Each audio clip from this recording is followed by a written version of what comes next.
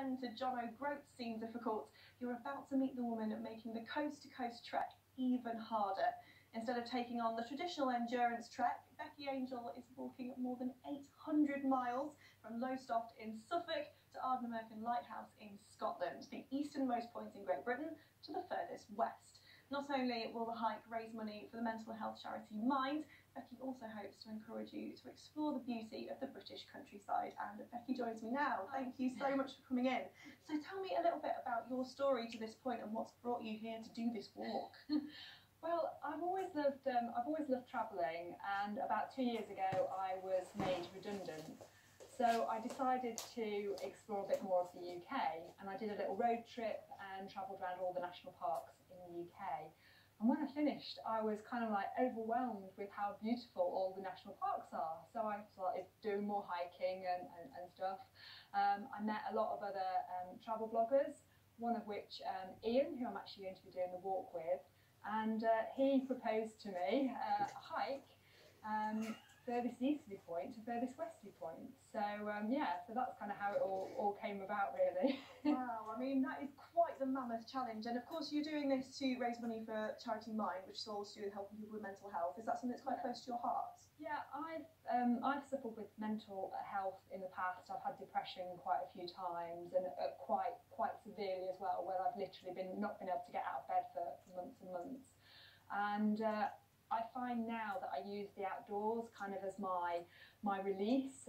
Whenever I go outside, even if I'm totally stressed, I instantly feel uplifted after sort of 5 minutes. So I really like to encourage more people to get outside, and also to talk about it, because I found that the more I start talking about my mental health, so I'm on Instagram, for example, I talk about my depression a lot on there. The more I get people coming to me and going, oh, that happened to me and I feel like that. And so I feel like it's just, you know, the more you talk about it, the more other people talk about it as well. And if I can get loads of people to come and join on a hike, then that would be fantastic. Absolutely. Well, and you said that just going outside lifts your mood. What is it that you think about being outside that helps with that? I think it's just fresh air, nature. I mean, I go for a lot of local walks in Nottingham. You've got your action on the screen as well, so carry on. Oh yeah, that's not in Nottingham. Not doing the beach in the east. That was in the Peak District actually in February. So I took Joe, who's going to be creating a film of the hike, and Ian on a bit of a hike in the Peak District. I was like, yeah, we'll just do a little hike. Anyway, there was a storm, there was snow. I was like, we're just going to cross over this bit here. Yeah, it's not normally a torrent of water, because all the snow had been melting and we'd had loads of rain. So, but yeah, I think that's why I love it, because as soon as you go outside, you're not thinking about what's in your inbox.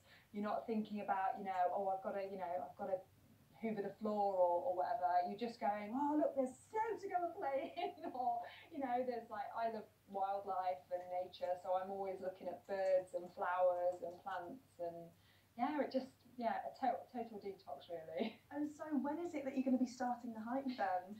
It's the 20th of May. Not long yet. How's preparation going? Do you do a lot of prep?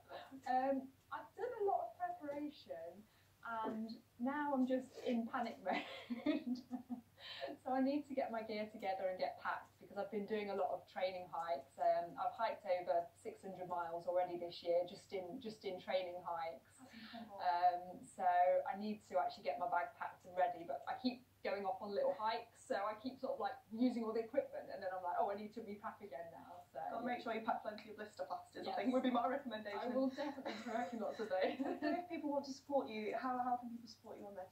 Well, I've got a website called Becky the Traveller, and on the website there's a whole page about we're calling it the E2W challenge.